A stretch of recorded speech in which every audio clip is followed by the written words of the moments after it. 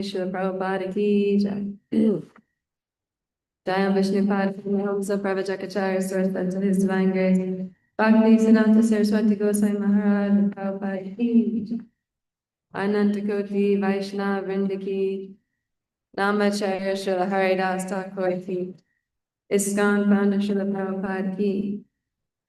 Ananta Koti Vaishnava Vrinda ki Jai. Nita Gaur Vimanandi Hari Hari. All glories to the devotees, Hare Krishna. All glories to the devotees, Hare Krishna. All glories to the devotees, Hare Krishna. All glories to Shri Guru and Gauranga.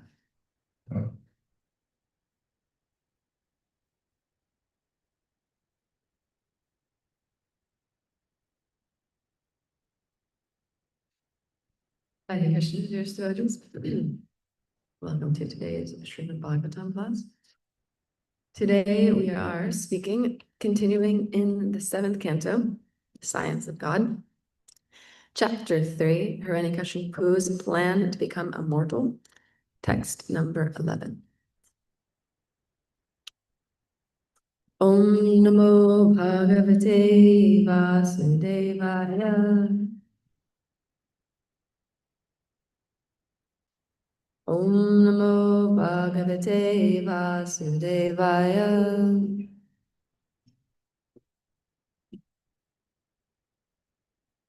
Om Namo Bhagavate Vasudevaya.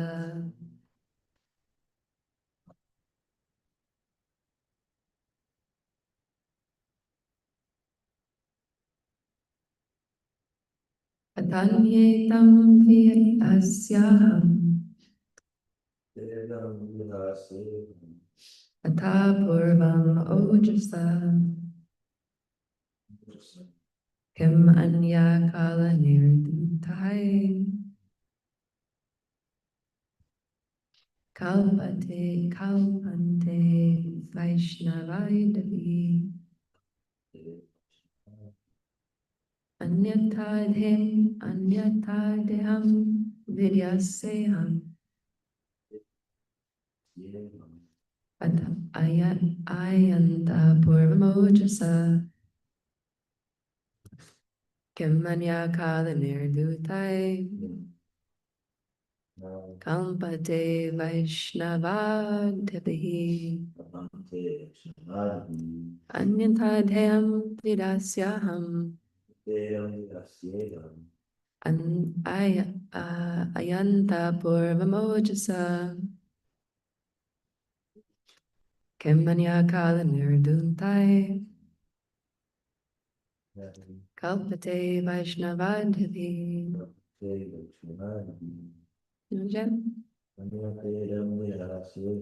Anyantedam Vidyaseham Anyanta Purmojasa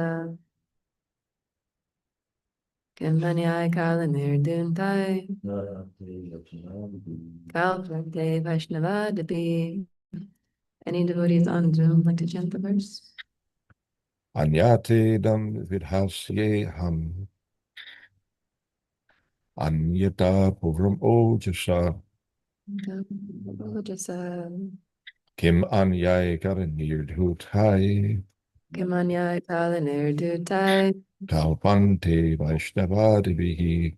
Kalpante Vaishnavadapi. Thank you. Anyone else?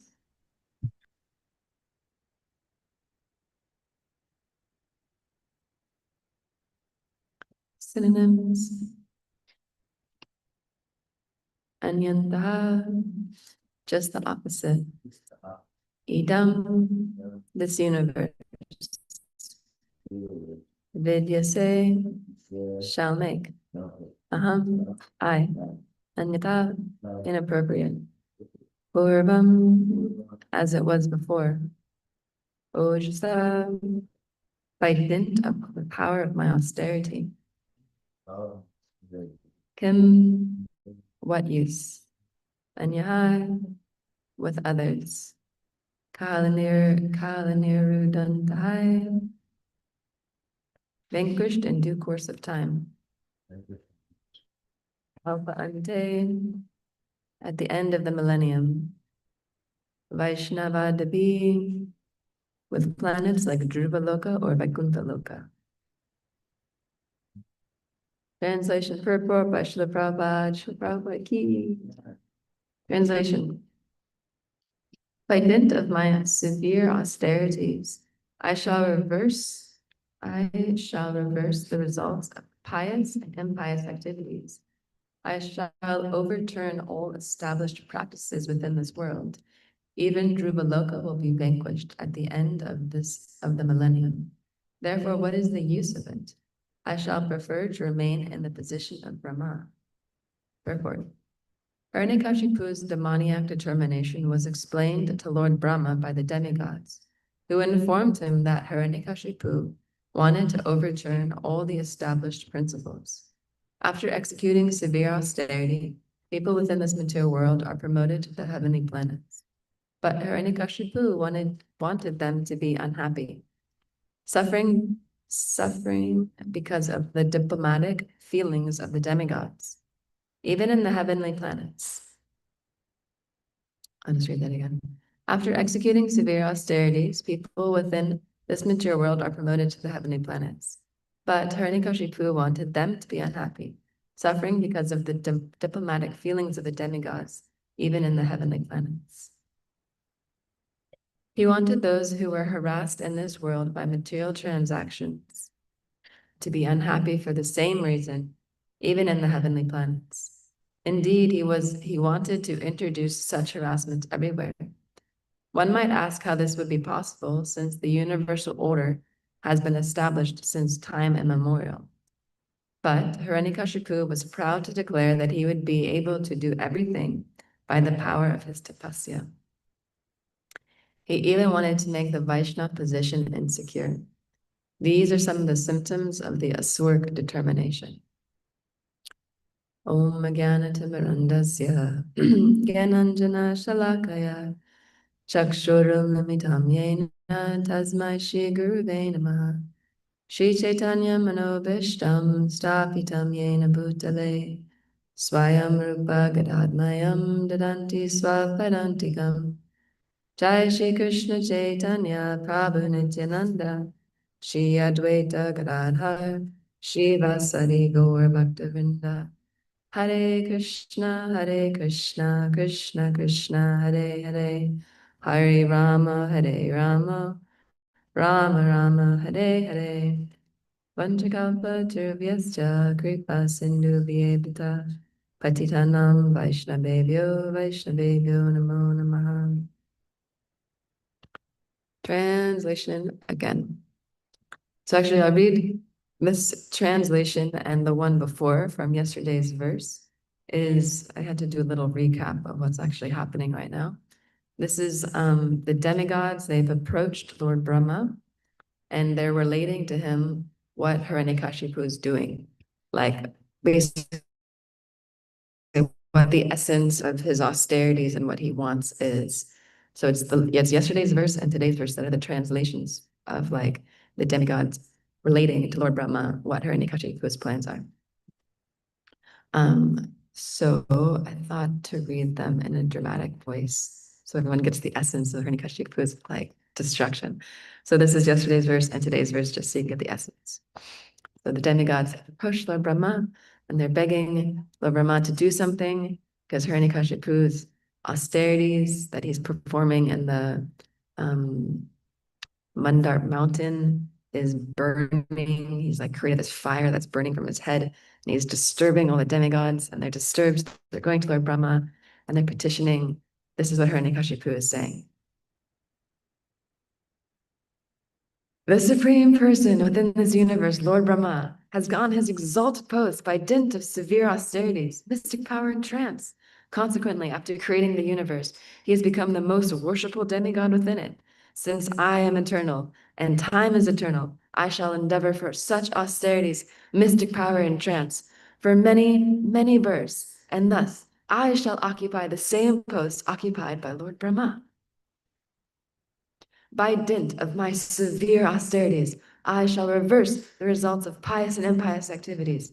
I shall overturn all established practices within this world. Even Dhruva Loka will be vanquished at the end of the millennium. Therefore, what is the use of it? I shall prefer to remain in the position of Brahma. So this is what Hiranyakashipu is wanting. This is what the demigods are positioning to Lord Brahma. This is the situation, Lord Brahma. Please do something. And then we'll hear in the preceding text after this how Lord Brahma comes down and he sprinkles the water from his Kamuda, his little pot, onto Hiranyakashipu's body, which, because of Hiranyakashipu's severe austerities, he has his body has been eaten by ants. So all the flesh is gone, all the muscle's gone, and he's just this skeleton that's remained.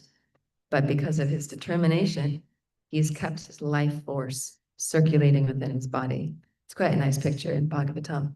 The life force circulating within the skeleton of Hiranyakashipu, who is standing on his tippy toes, and he's performing severe austerities, and this fire is emanating from his body due to the heat and the passion that he's producing. So this is what we're up to. And we're just at the point before Lord Brahma comes, sprinkles his nectar, his water on Hiranyakashipu's body, and then gives him some benedictions.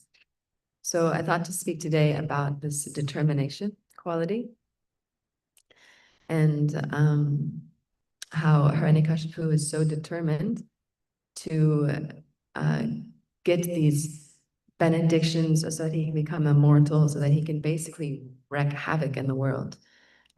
Even here in this purport, he's thinking he'll reverse the universal order that's been established since time immemorial. Like there's a certain way that things happen, and that's just been established in principle. But Hiranyakashipu is so proud that he is thinking, no, by the severe, just by a little bit of my austerity, my tapasya that I'll perform, I'll be able to turn everything around, put myself in control, and I'll even make the position of being a Vaishnava, a devotee of the Lord, which is the most secure position in the material world and the spiritual world, I'll make that position insecure. So he's so determined that he's doing all of this.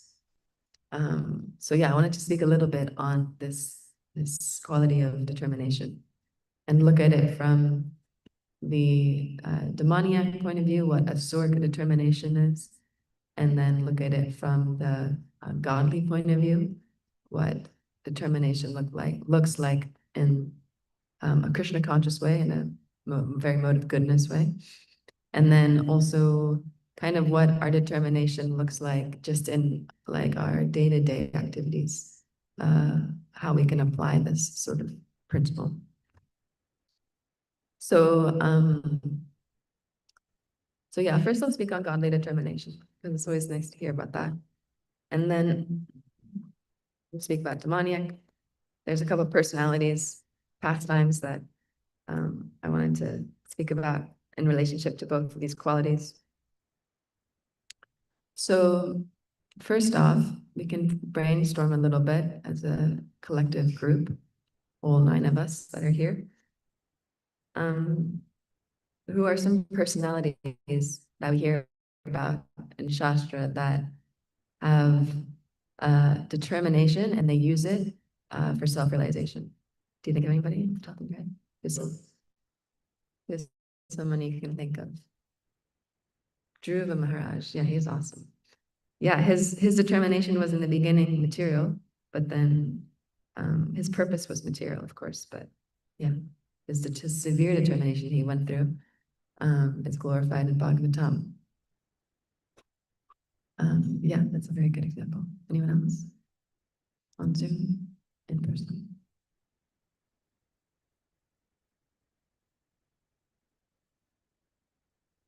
They don't take it. Hmm? They don't take it. Okay, go for it. Narda boy.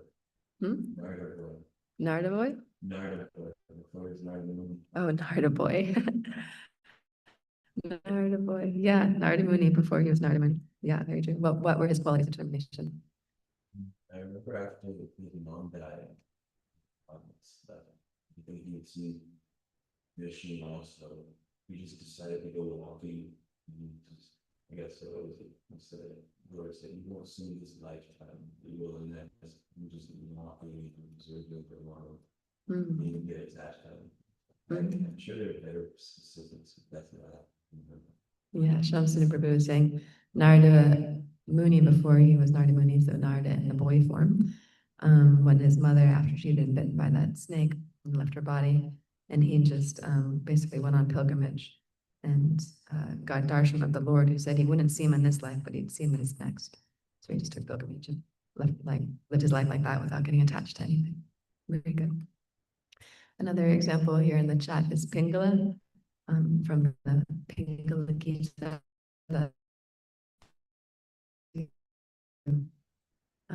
Yeah, was so determined for a material purpose, but then was just realized at the end, actually, what is the use of this determination? I should engage myself in bhakti, devotion to Krishna.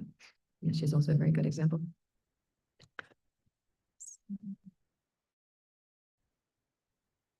So there's in Bhagavad Gita, I'll read them, and I'll read the purports too, because they're quite short. It's nice to hear from Srila Prabhupada. In the 18th chapter, the conclusion of the Bhagavad Gita, the perfection of renunciation. This is text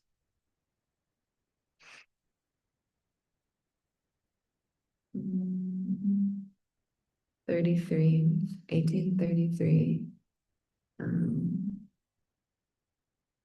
Yeah, we'll just read a couple.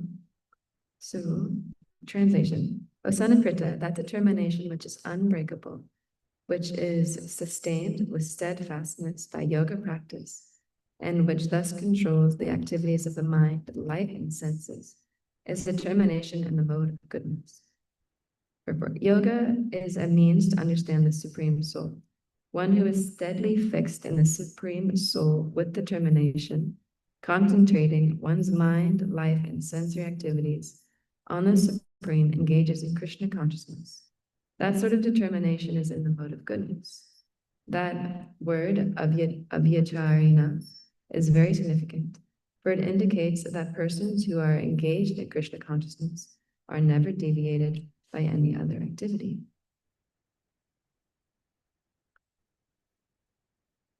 And then here is talking about passion and ignorance as well. But that determination which holds one fast to fruitive results in religion, economic development, and sense gratification is of the nature of passion, or Arjuna. Any person who is always desirous of fruitive results in religious or economic activities, whose only desire is sense gratification, and whose mind, life, and senses are thus engaged in the mode of passion.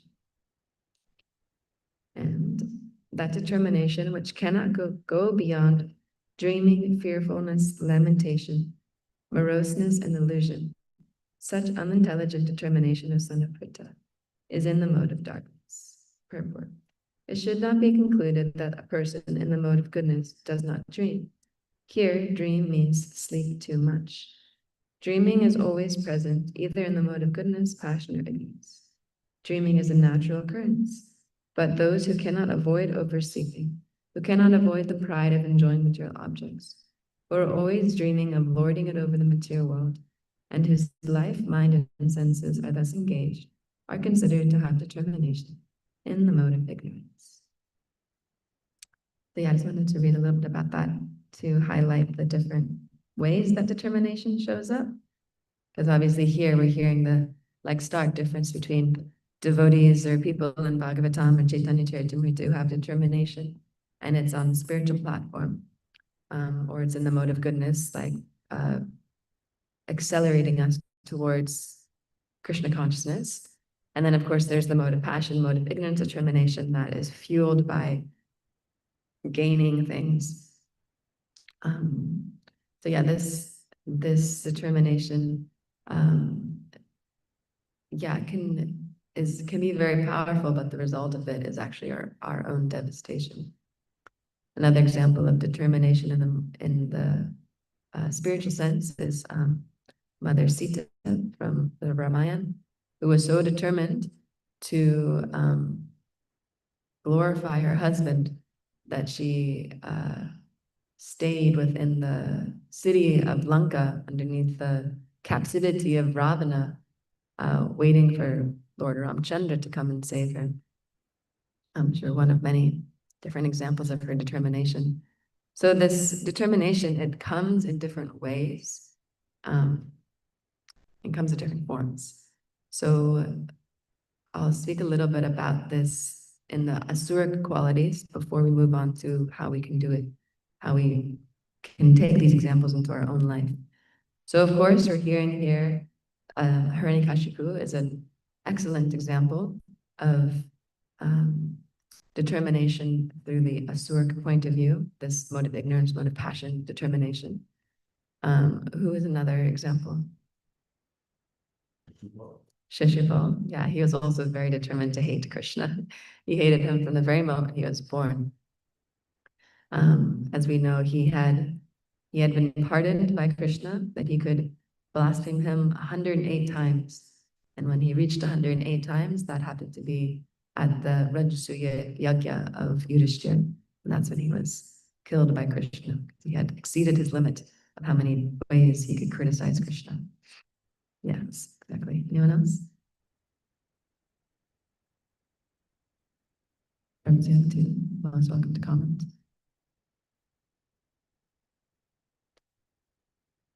Kamsa, yes, classic. Classic example, also very determined to be antagonistic towards Krishna. Yes, we often hear this determination. It's a quality that, is in both good and asuric personalities. And we shouldn't try to follow in the asuric footsteps of serving, have our determination be in an antagonistic way. But yeah, there's many, many examples. An example I was thinking of, which is very specific and not often heard of, is Sukandi. He's a personality from, you only hear about him very briefly in Bhagavad Gita in the first chapter. He's on this battle, he takes place in the battle of Kurukshetra, and he's fighting on the side of Duryodhana, and he's very envious, and he has a strong determination to kill Bhishma. And I'll just narrate his pastime briefly, just because I was listening to it the other day, so it was in my mind. That's probably why I thought of it in relationship to this example of determination. But so Sukandi is his personality, and he's one of the personalities on the battle. He was born to kill Bhishma, so his life basically purpose was to kill Bhishma, and on the battle of Kurukshetra, he was the one who killed him in the end. But Bhishma refused to fight with him because he was actually born as a female, and Bhishma has made many vows, and one of his vows was that he would never fight with a woman. So this pastime is lengthy, but I'll try and describe it in a short way, just so you can hear this determination is quite impressive. And of course, aimed in the wrong purpose. But for me, this example really shows like this, if you have something that you're really passionate about, you can carry it through and it'll just shape your life. But of course, this is a demoniac way of thinking about it. But anyways, so there's 3 daughters. There is Ambika, Ambilika, and Amba. They were all 3 sisters, and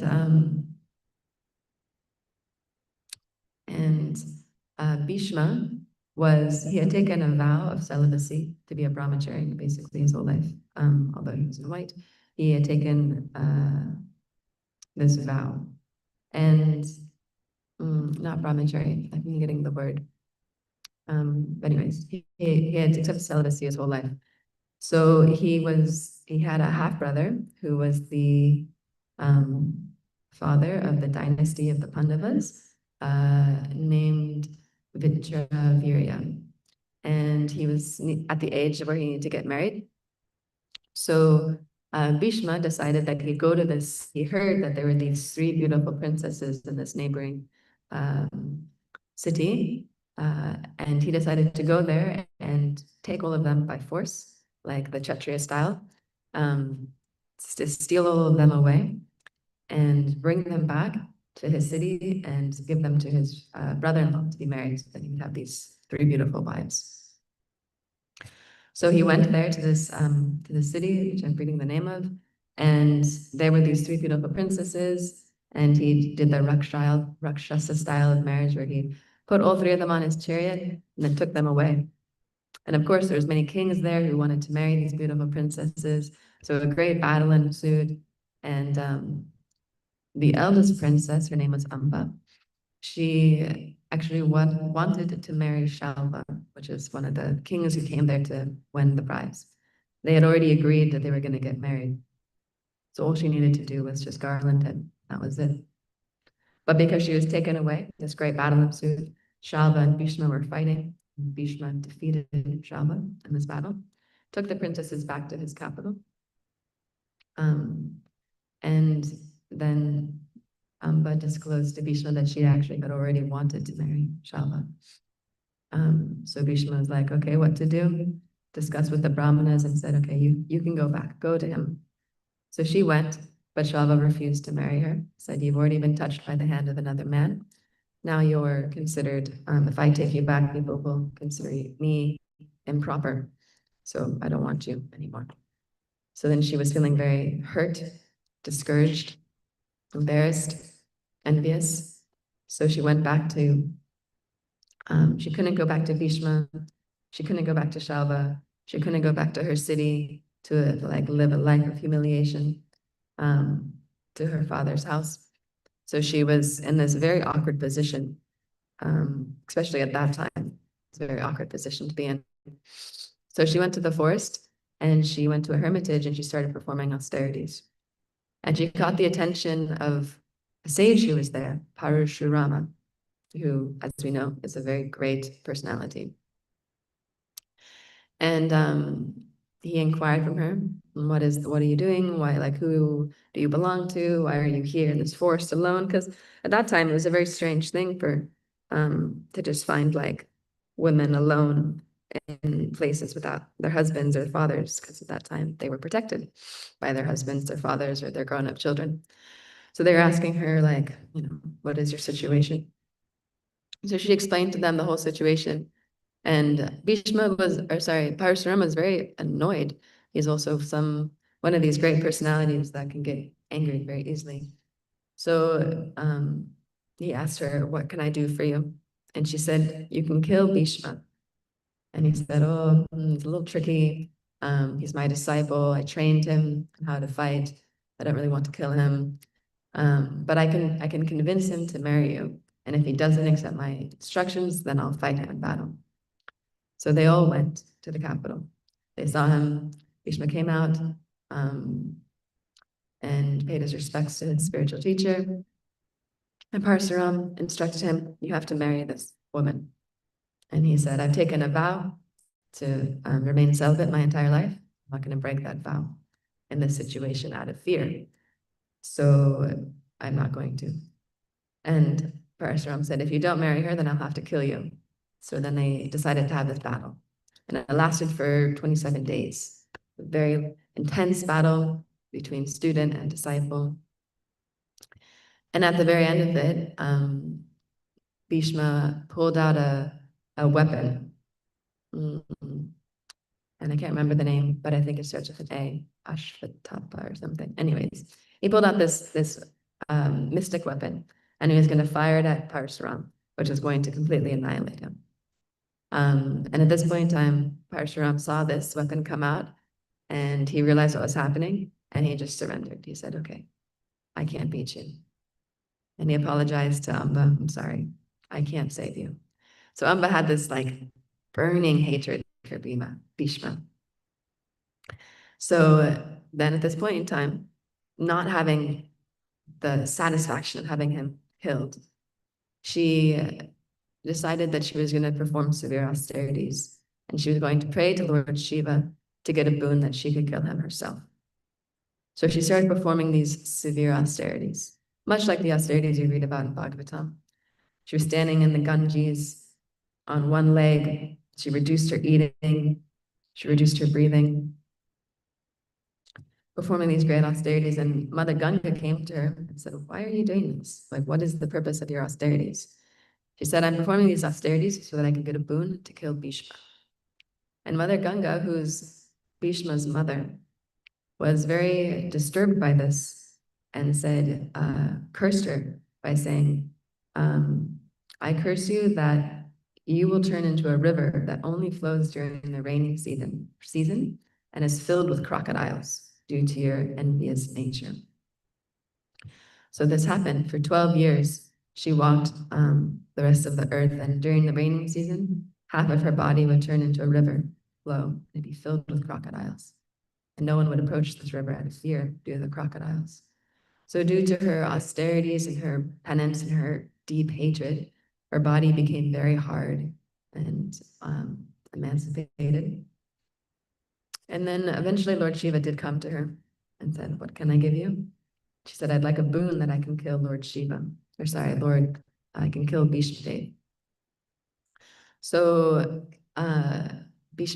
Lord Shiva gave her this benediction saying, "Okay, in your next life, you will take birth as a female, but you'll later be transformed into a male and you'll be able to kill Bhishma in that body."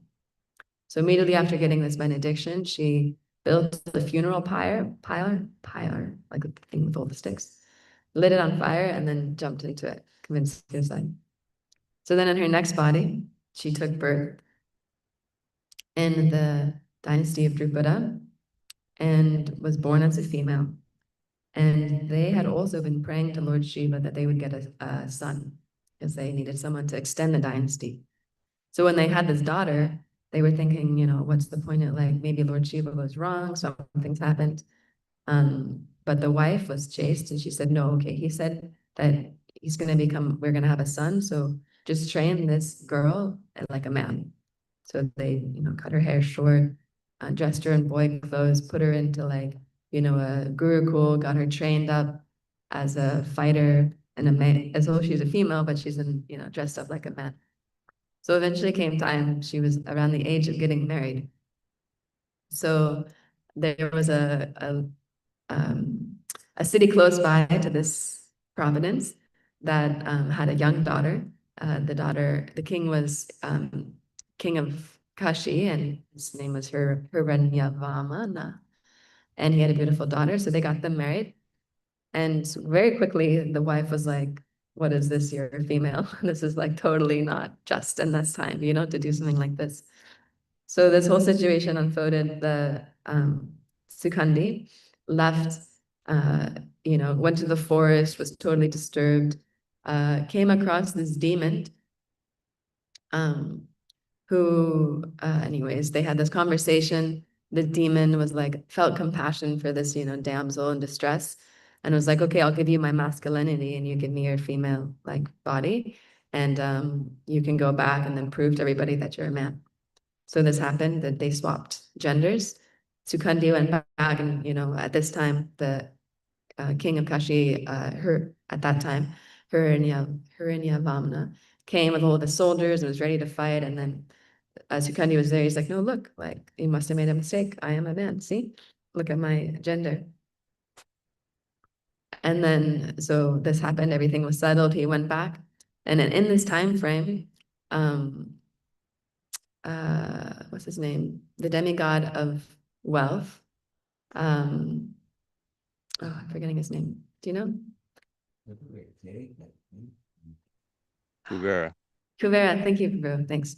Yeah, Kuvera came on his airplane, and this demon happened to be his like one of his, I don't know, men. And so he came and he was like, "Where is this demon? Why is he not here?"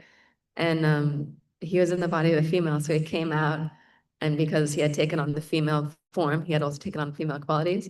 So he came out and he was like really shy and like covering his face, sorry. And Kuber is like, "What is this? Like, where is your masculinity?" So he had explained the whole situation. And then Kuvera said, "Okay, like, I'm going to curse you that you have to stay in the form of a female because you made such a bad decision to give away your masculinity. So now you're cursed to be a female for the rest of your life, and Sukandi is cursed to be a male for the rest of his life." Of course, not knowing that this was the benediction he had been wanting.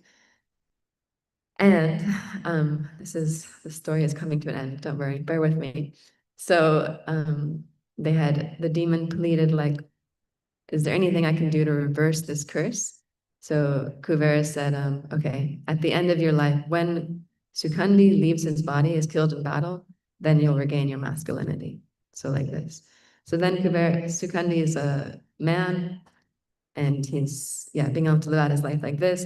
The battle of Kurukshetra comes, he takes the side of Duryodhana, and then he's able to fulfill his like burning desire to kill Bhishma. So the reason I narrated this story is just to show how determination can be so fixed. When you're so fixed on something and doing it, it can carry through your entire life and even into your next life. And of course, that was a very lengthy story to describe that one point, but anyways, it was in my mind. So I just thought to share it, this pastime of Sukandi killing Bhishma, which of course then Bhishma has such a glorious death. He doesn't actually kill him. Bhishma chooses the time to leave his body, but he just is the one who casts the final arrow in a sense. But Bhishma, being such a great personality, pure devotee of the Lord, chooses the time when which to leave his body in an auspicious way with Krishna in front of him.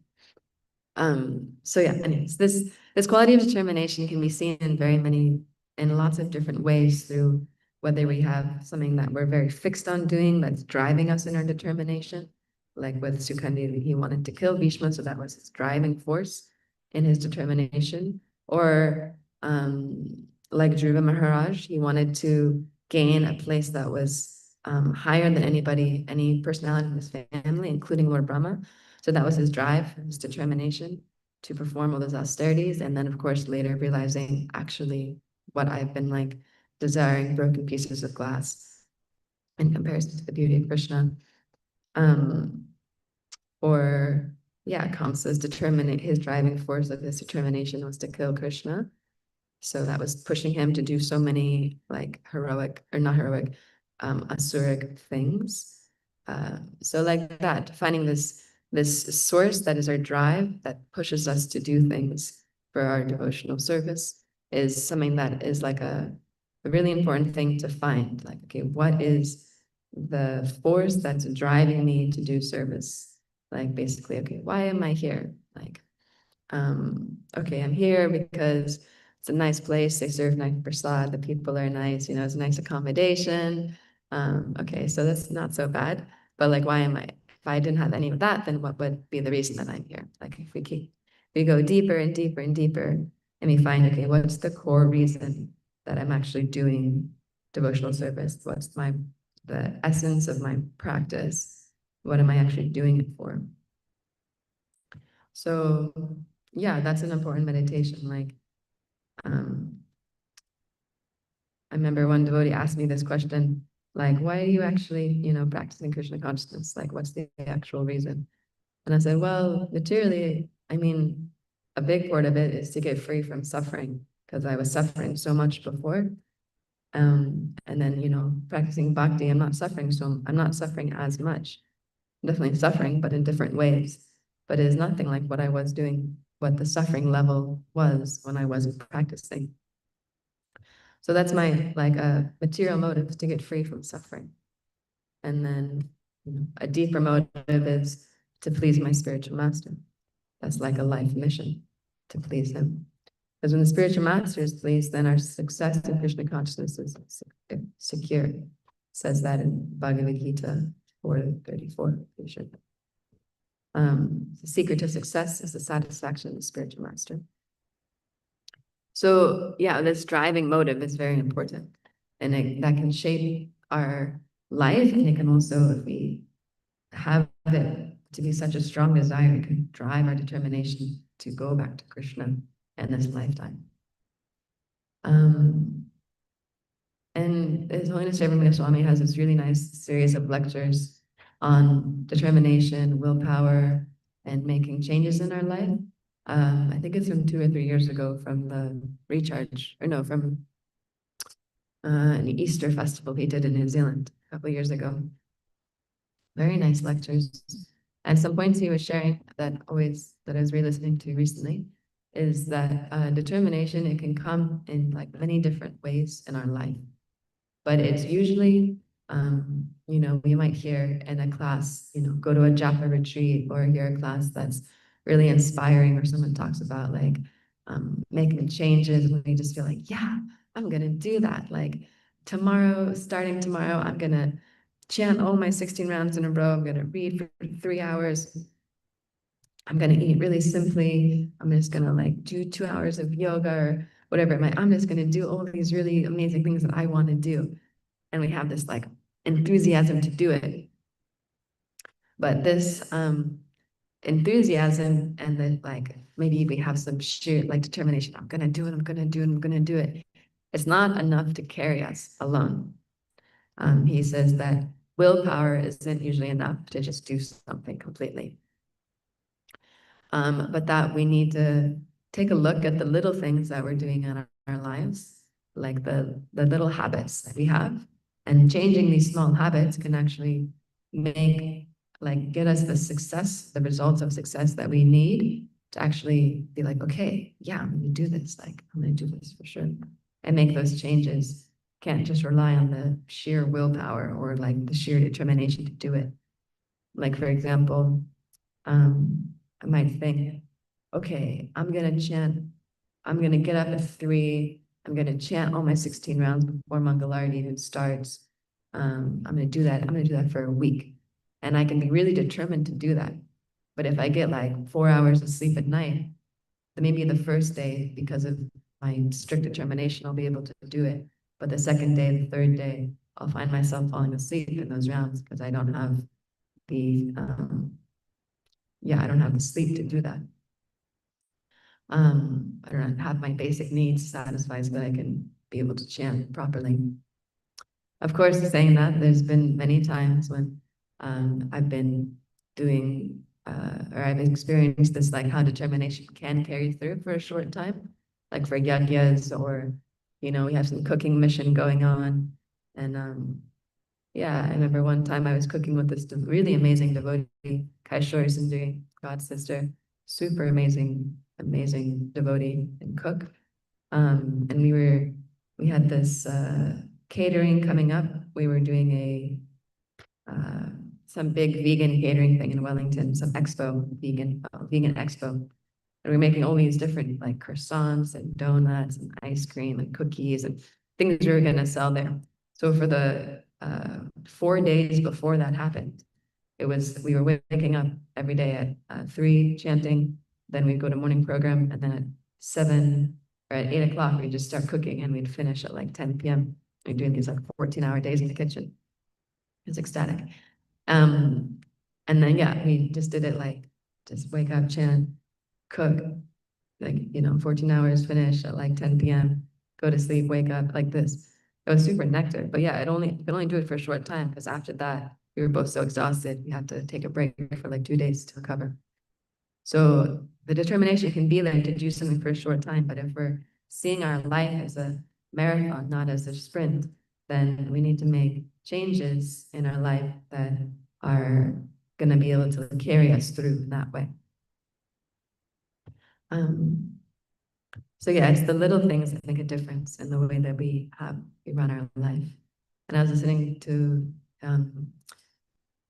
His Holiness Devrimita Swami this morning, and he was saying, Krishna, he gives us he says we need to have a higher taste in order to give up the lesser things. So we might be attached to so many things that are implicating our determination to perform devotional service adequately. And in order to like give those up and take Krishna, we need to have a higher taste first, and then we'll lose taste for the lower things. Yeah, it's like, I like this example or this analogy of, it's like if you're, you know, I don't know if you ever did this when your parents would go buy groceries, and you're like, they ask you to come get the groceries from the car and take them into the house. And you're like, yeah, I can do it. I'm gonna do it all in one trip.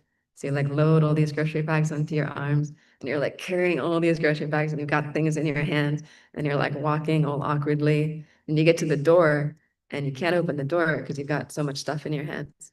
So you're like struggling, and you try and like, you know, hold things in a weird position just so you can like get the door open. And eventually you just have to like you either drop something or you have to put things down before you can open the door properly. This is like we're carrying so many things, like so many, habits and conditions and like all these things we're carrying in our arms, and we're trying to practice bhakti at the same time as holding all of these things. And at a certain point in time, I just realized, we just realized it's not working. Like I have to either let something go, but it can be hard. Like, what do I put down? What if, if I put down this, will it break? If I put down, what if I don't pick it up? So the spiritual master is there to help us lighten the load by giving us a higher knowledge, higher taste. And then we naturally are like, oh yeah, like, okay, I'll just take, it's actually more efficient if I just take 2 trips with the bags instead of trying to do it all in one go. So yeah, like this, it's important to, understand how it works before we can make these huge changes. Because our lives now is very different than the lives of these great personalities that were, in the time of Dhruva Maharaj or Sukandi or Mother Sita. Like these personalities, they're in Bhagavatam for a reason because they've done something that's amazing and we need to hear about it constantly. But our lives in Kali Yuga, in this age of quarrel and hypocrisy, degradation and forgetfulness, is different. It's almost easier and also harder to practice. But we need to be real with where we're at. Otherwise, we're not going to be able to make very much progress. Preaching to myself. You guys are all very exalted devotees. You already know all these things. But for myself, I need to be real with where I'm at. Okay, this is where I'm at. I'm carrying all these bags. So what small changes can I make to implement so that I can actually get a taste for chanting Hare Krishna, so I can actually get a taste for doing devotional service, and then with that higher taste, I can feel my practice being fueled. Okay, yeah, it's possible. All right, let me chant more attentively. Okay, yeah, I can fight back Maya by chanting Hare Krishna. It's possible. I did it once already. Let me do it again. So yeah, like this. Anyways, that's a little off topic, but yeah, it's an ever increasingly nectar topic to talk about, determination, and there's so much more that can be said, but I'll end there. We've got about 7 minutes before the altar is supposed to open. Questions, comments, corrections? Yeah, that was interesting. Actually, like change the way that we work. And that's a pretty big demon or what. And you wanted to change the meaning of the word fire, area, and also, I guess it's like sort of bringing the meaning in someone. The demonic people want to change the meaning to fit their own idea of esteem. And even though they have a lot of power from the Australians, they're also trying to change Krishna's views. And he's pretty powerful, so just kills him. The devotees, their power is just how they're able to surrender them in all circumstances, to throw all that push out the them, and you freak out or anything. It takes a lot of control. And so their power makes Krishna happy, and since he's the most powerful, he stays. That's a really good point. I'll just repeat for the Zoom, and so I can understand. Shantanu Prabhu is saying that the demons like Hiranyakashipu even wanted to change the meaning of the word Aryan to mean something different to suit his own like nature and his desires. So the demons even like, I was just thinking in modern texts, like we have so many demoniac rulers, they try and change everything to suit their own preferences. But and they think that by their austerities that they are actually able to do this, but Krishna is the most powerful, so he just kills them in the end. And then the devotees' power is that they're so surrendered that in any situation they can surrender to Krishna, like how Prahlad Maharaj was thrown from a mountain, and he was just fully surrendered to Krishna, how that takes a lot of control. And then through the devotees' surrender, Krishna's pleased and he saves them, like that. Yeah, it's a really nice point, like that. Would somebody on Zoom, did someone have something to say? Hare Krishna. Hi, both of you. Jai, I was thank you for a wonderful class. And one of the things that I was thinking about when you were talking about determination was that one Brahmin who didn't really have facility to even worship Krishna, but is worshiping Krishna in his mind and actually burns his finger. And I was just thinking, like, wow, to have that kind of determination without facility, but just utilizing what he had was basically his mind to worship the Lord, and and with his determination, he was he was actually worshiping the Lord and actually burnt himself. And that's all I was just thinking. Just wanted to say that. All right, bro. Yeah, I really like that example of the Brahman and the sweet rice. That's such a nectar. I mean, that's why it's a nectar of devotion. So it's a nectar pastime.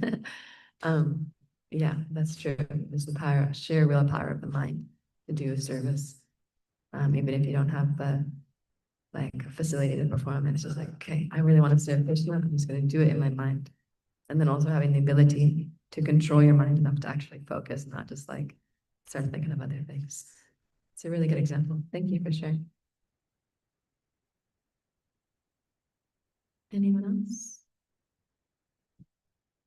There's a little thing about this, like small changes. I believe somebody who was talking about powerful and his lifestyle was so like simple, but maybe doing really big things. When you get some marathon, I would sprint the whole way through, you're gonna gas out. And so it's like interesting. If we can make change up quick, adjust all the details of how we do things day to day. Speaking to you.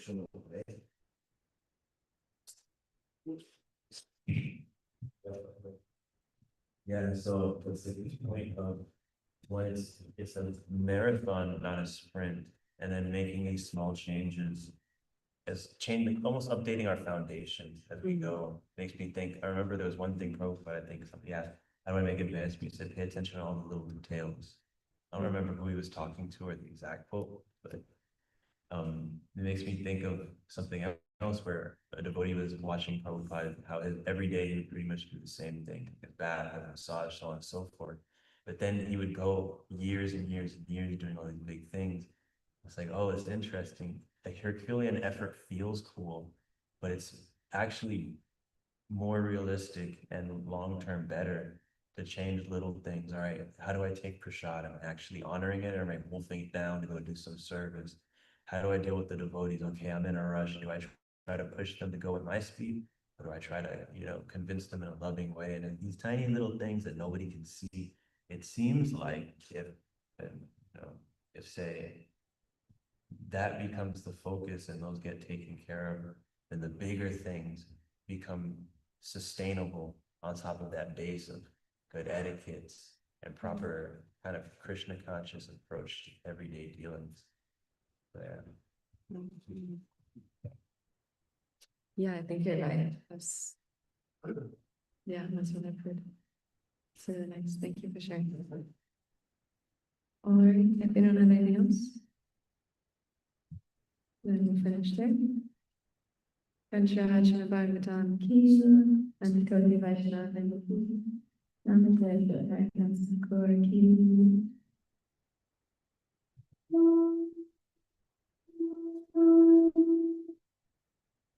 Nice. Yeah, it feels cool to do big things, but I keep seeing people in New York that are too aggressive. Yeah, Just like, this isn't gonna work for. Yeah. Shishi Radha Damodar ki. Shishi Lita Shakti ki.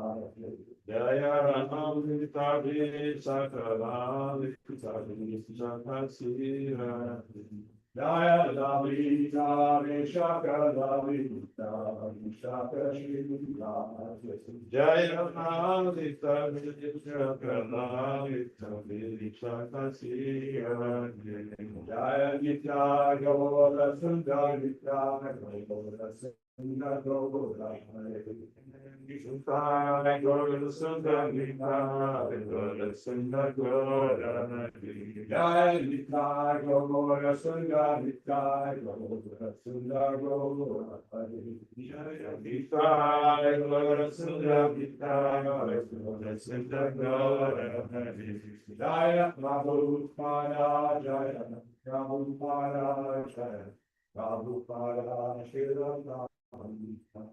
Jaya Prabhupada Jaya Prabhupada Jaya Prabhupada Jaya Prabhupada Prabhupada Prabhupada Prabhupada Jaya Prabhupada Jaya Jaya Prabhupada Prabhupada Jaya Prabhupada Prabhupada Prabhupada Prabhupada Prabhupada Prabhupada Prabhupada Prabhupada Jaya Prabhupada Jaya Jaya Prabhupada Prabhupada Prabhupada Jaya Prabhupada